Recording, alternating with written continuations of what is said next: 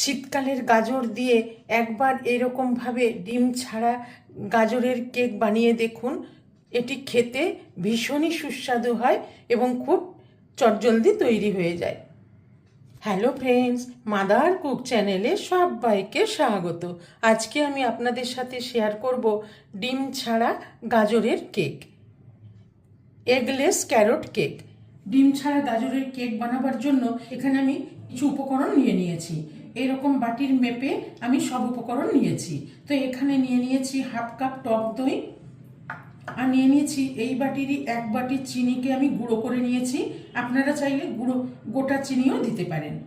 আর এখানে গ্রেট করা গাজর 1 বাটি নিয়েছি, হাফ বাটি তেল, হাফ বাটি দুধ, 2 বাটি ময়দা, আর এখানে কিছু ড্রাই ফ্রুটস নিয়েছি।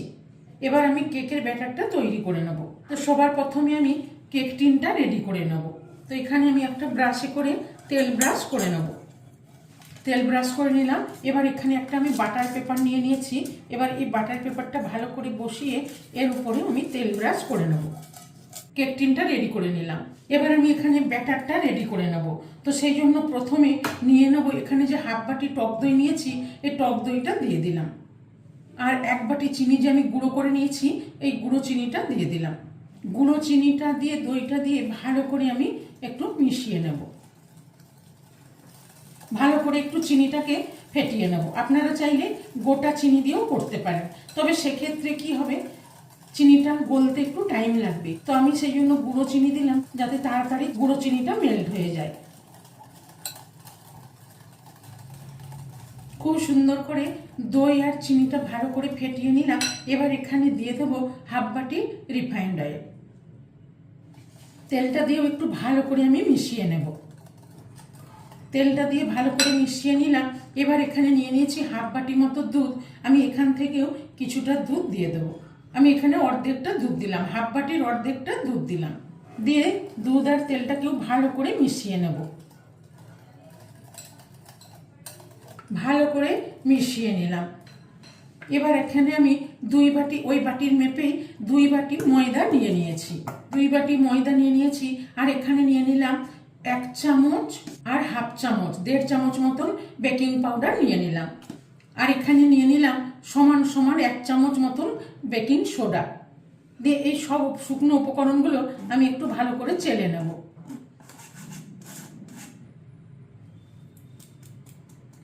খুব সুন্দর করে চেলে নিলাম। এবার আস্তে আস্তে আমি সব কিছু মিশিয়ে নেব।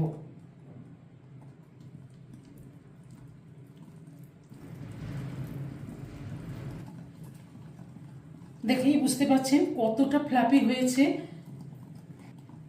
দেখুন খুব সুন্দর করে ফেটিয়ে নিলাম। এবার এখানে যে নিয়েছি 1 বাটি মতন গ্রেট করা গাজর, এই গ্রেট করা গাজরটা দিয়ে দিলাম। দিয়ে গাজরটাকেও ভালো করে মিশিয়ে নেব।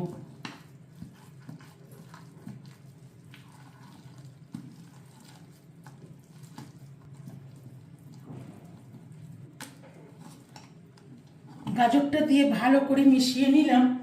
এবার এখানে নিয়ে নিয়েছি 1 পিঞ্চ মতো লবণ দিয়ে দিলাম। আর এখানে নিয়েছি 1/4 চামচ দারচিনি গুঁড়ো, 1/4 চামচ জায়ফল গুঁড়ো, এই গুঁড়োগুলো দিয়ে দিলাম। দিয়ে ভালো করে সব একসাথে মিশিয়ে নেব।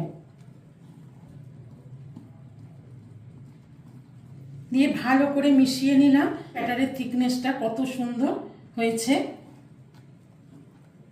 দেখুন। এবার এখানে আমি নিয়েছি কিছু ড্রাই ফ্রুটস, সবগুলো আমি এখানে দিয়ে দেব। তবে ড্রাই ফ্রুটস আপনারা আপনাদের পছন্দ মতো দিয়ে দেবেন।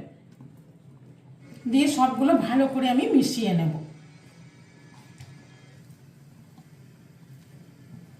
কেকের ব্যাটার একদম রেডি। এবার আমি এখানে কেক টিনটার মধ্যে নিয়ে নেব।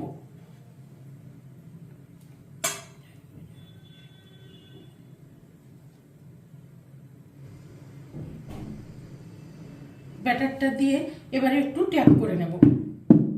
এবার আমি গ্যাসে চাপিয়ে দেব। কেকটা গ্যাসের মধ্যে বেক করব, সেই জন্য গ্যাসে আগের থেকে একটা কড়াই চাপিয়ে প্রিহিট করে নিয়েছি। এখানে লবণ দিয়ে দিয়েছি কিছুটা, একটা স্ট্যান্ড দিয়ে এই বাটিটা বসিয়ে দেব। দিয়ে উপর থেকে ঢাকা দিয়ে দেব। এ না খুলে 40 মিনিট বেক করব। তো প্রথমে আমি 5 মিনিট হাই ফ্লেমে দেব, তারপর লো ফ্লেমে রেখে 35 মিনিট বেক করে নেব। 40 মিনিট বেক করার পর একবার ঢাকাটা খুলে দেখে নেব। দেখুন বন্ধুরা কতটা ফুলে উঠেছে। আমি এবার একটা কাঠি দিয়ে চেক করে নেব। দেখুন এখনো কেকটা বেক হবে, কাঠির গায়ে লেগে যাচ্ছে। এই সময় আমি এখানে কিছু ড্রাই ফ্রুটস দিয়ে দেবো।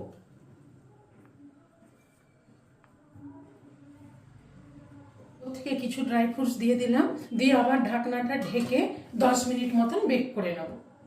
40 মিনিট বেক করার পর আরও 10 মিনিট বেক করতে দিয়েছিলাম, মোট 50 মিনিট আমি বেক করে নিলাম। এবার ঢাকাটা খুলে দেখে নেব। দেখুন বন্ধুরা কি দারুণ হয়েছে গাজরের কেক, কতটা ফুলে উঠেছে, একদম নরম তুলতুলে স্পঞ্জি কেক তৈরি হয়ে গেছে। এবার আমি একটা কাঠি দিয়ে গেঁথে দেখে নেব কেকটা পুরোপুরি বেক হয়েছে কিনা। দেখুন কেকটা একদম খুব সুন্দর বেক হয়ে গেছে, কাঠির গায়ে কিন্তু এক ফোঁটাও লাগছে না। আমি চারিদিকে একটু গেঁথে গেঁথে দেখে নিলাম, কাঠির গায়ে এক ফোঁটা কিচ্ছু লাগেনি। কেকটা খুব সুন্দর বেক হয়ে গেছে, আর দেখেই বুঝতে পাচ্ছেন কতটা নরম তুলতুলে কেক তৈরি হয়েছে। এবার আমি গ্যাসের ফ্লেমটা অফ করে দিলাম, দিয়ে এই অবস্থাতেই ঢেকে রেখে দেবো যতক্ষণ না পর্যন্ত পুরোপুরি ঠান্ডা হচ্ছে। কেকটা ঢাকা খুলে দেখে নেব। কেকটা ঠান্ডা হয়ে গেছে। আমি 1.5-2 ঘন্টা মতো কেকটা কড়াইয়ের মধ্যে রেখে ঠান্ডা করে নিয়েছি। দেখুন বন্ধুরা কত সুন্দর দেখতে হয়েছে, কালারটা কত সুন্দর এসেছে, আর একদম নরম স্পঞ্জি, দেখেই বুঝতে পাচ্ছেন কতটা স্পঞ্জি হয়েছে গাজরের কেক। এবার আমি আস্তে করে করে একটু চারিদিকটা ছাড়িয়ে নেব। আমি চারিদিকটা ছাড়িয়ে নিলাম। এবার একটা প্লেট উপর করে আমি ঢেলে নেব। দেখুন আস্তে করে আমি বাটিটা উঠিয়ে নেব। দেখুন বন্ধুরা দেখেই বুঝতে পাচ্ছেন কেকটা কত দারুণ হয়েছে। তো এইভাবে একবার গাজরের কেক রেসিপিটি বানিয়ে দেখুন। এটি খেতেও যেমন দুর্দান্ত স্বাদের হয়, আর খুব চটজলদি, খুব ইজি, ডিম ছাড়া খুব সুন্দর কেক তৈরি হয়ে যায়। দেখুন বন্ধুরা আমি কেকটা এবার কেটে দেখাচ্ছি কতটা নরম স্পঞ্জি হয়েছে।